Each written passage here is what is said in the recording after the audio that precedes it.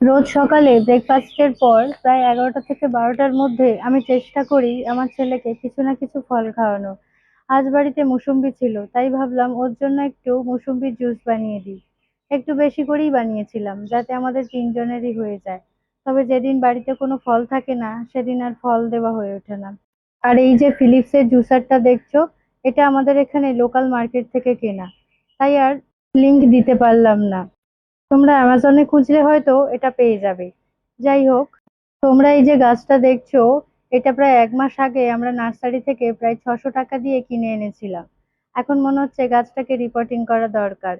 আসলে নতুন কোনো গাছ বাড়িতে কিনে আনার পর তাকে সঙ্গে সঙ্গে রিপোর্টিং করা ঠিক নয়।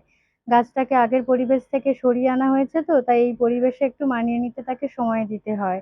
ঠিক আমাদের মেয়েদের মতো, বাপের বাড়ি থেকে শ্বশুর বাড়িতে আসার পর তাকে একটু মানিয়ে নিতে সময় দিতে হয়। তাই অন্তত 10 থেকে 12 দিন পর গাছকে রিপোর্টিং করা দরকার। আর আমার ছেলে তো সবসময়ই আমাদের কাজে সাহায্য করতে এগিয়ে আসে। কিছু কাজ করে খুব সুন্দরভাবে, যা আমাদের খুব ভালো লাগে, আর কিছু কাজ এমন করে যা সবকিছু এলোমেলো করে দেয়।